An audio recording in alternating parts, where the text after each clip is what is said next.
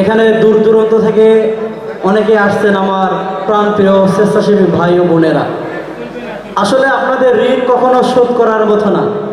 আপনারা যে এই দিনাজপুর থেকে আসছেন, রংপুর থেকে, বিভিন্ন বাংলাদেশের বিভিন্ন প্রান্ত থেকে এসেছেন, আপনারা যে এই মিলন মেলাটিতে এসেছেন, এই মিলন মেলাতে সামনে এগিয়ে নিয়ে যাওয়ার জন্য আপনারাই যথেষ্ট। কথা বলুন, ঠিক কিনা? পরিশেষে কথা বেশি বাড়াবো না। এখানে আমার প্রাণপ্রিয় আশরাফ ভাই অনেক সুন্দর বক্তব্য দিয়েছেন, এখানে বলার মতো কিছু নাই। তবে আপনাদের সম্মুখে রংপুরের বিষয়ে কয়েকটি টিপস দিয়ে যাচ্ছি। যারা রংপুর মেডিকেলের মধ্যে ডোনার দিচ্ছেন, অবশ্যই একটা বিষয় খেয়াল রাখবেন আপনারা, ডোনারটা যেন পুরানা ডোনার হয় এবং ডোনারটার যেন সে যে ও পজিটিভ অথবা এ পজিটিভ যে কোনো রক্তের দাতাই হোক না কেন, সে যেন তার রক্তের গ্রুপটা শিওরভাবে জানে যে আমার রক্তের গ্রুপটা ওইটাই। কথা বলো, ঠিক কিনা? কিছুদিন আগেই রংপুর মেডিকেলের মধ্যে একজন কাকে অন্য রক্ত দিয়ে এক মাকে শহীদ করে দেওয়া হয়েছে, ঠিক কিনা? আপনারা দেখেছেন, বিভিন্ন নিউজ মিডিয়ার মধ্যে দেখেছেন, আমাদের ডিআরবি নিউজে শাহরিয়ার মিম ভাই সুন্দর উপস্থাপনা করে এই বিষয়গুলো তুলে ধরছিলেন। অবশ্যই এই বিষয়গুলো খেয়াল রাখবেন, যে কোনো ডোনার যেখানেই দেন না কেন অবশ্যই যেন তার রক্তের গ্রুপ সে জেনে যেন ব্লাড দেয়। আর অবশ্যই রুগীকে ব্লাড দেওয়ার আগে রুগীকে দেখবেন, অবশ্যই রুগীকে দেখবেন। দালাল চক্রের মতো ষড়যন্ত্র করার মতো আর আমি টেকনিক কৌশল মানুষকে দেখি নাই।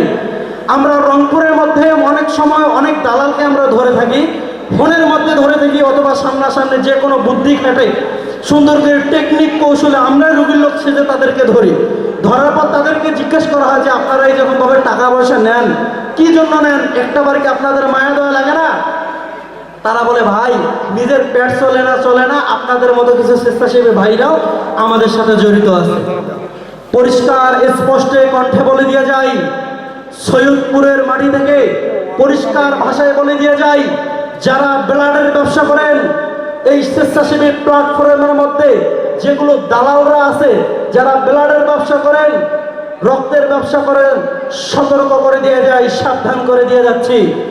একবার যদি কথার কথায় একবার আপনি হাতে নাতে ধরা পড়েন ভাই, সেদিন আপনার অবস্থা খারাপ আছে, সেদিন আপনার অবস্থা খারাপ আছে। সেদিন মিডিয়াদের সামনে কিভাবে আপনি প্রশ্নের উত্তর দেবেন, সেই প্রশ্নের উত্তর নিয়ে সামনে আপনি হাজির হন।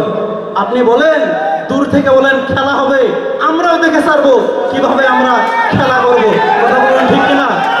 এখানে যারা আছেন আমি গতকাল রাত্রেই গ্রুপের মধ্যে দেখেছি,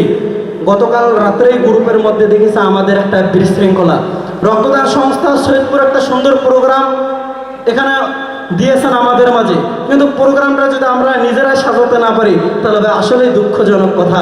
আমরা যদি স্বেচ্ছাসেবীরাই কথা কাটাকাটি নিয়ে স্বেচ্ছাসেবীরাই যদি কোন ভাইকে কোন কথা বলা লাগে সেটা যদি না জানেন, তাহলে কাল গত রাত্রে যে গ্রুপের মধ্যে কথা হয়েছিল, গত রাত্রে এমনও আছে যে কি অসম্মানিত ভাবে এমনও আছে কয়েকজন স্বেচ্ছাসেবী ভাই তাদেরকে সিন্ডিকেট করে কথা বলছে। কথা বলেন, ঠিক কিনা?